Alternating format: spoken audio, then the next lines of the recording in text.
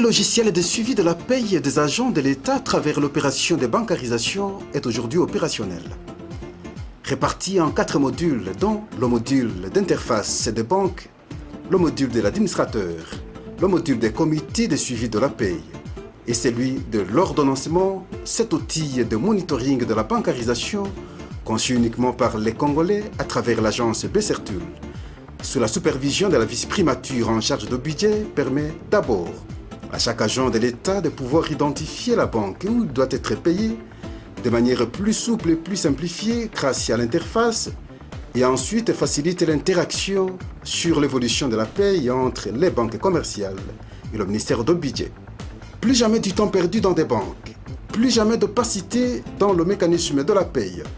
Les banques commerciales se sont appropriées de ce logiciel qui les permet d'extraire les listings de la paye et de rendre compte en ligne de l'évolution de la paye, a bien confirmé le directeur général de ProCredit Bank, André Ragolf. On a adopté le logiciel ici comme une des premières banques en République démocratique du Congo. On a commencé à utiliser ça depuis mars 2014 pour mieux gérer la paie des fonctionnaires. Bon, c'est un logiciel qui nous permet d'entrer en ligne. Ça veut dire que les listings, on peut les avoir en ligne, on peut vérifier vraiment en détail et effectivement mieux organiser la paie des fonctionnaires. Il y a des avantages, par exemple, on peut avoir des listings fiables, donc ça nous permet d'en payer les agents sans erreur.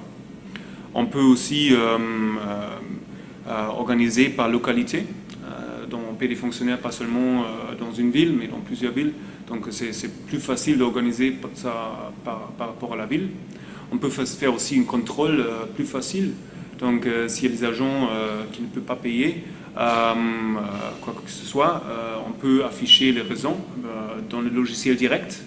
Donc l'échange des informations est beaucoup plus facile et on peut se renseigner direct avec le ministère par rapport à la raison que le fonctionnaire ne peut pas être payé, par exemple.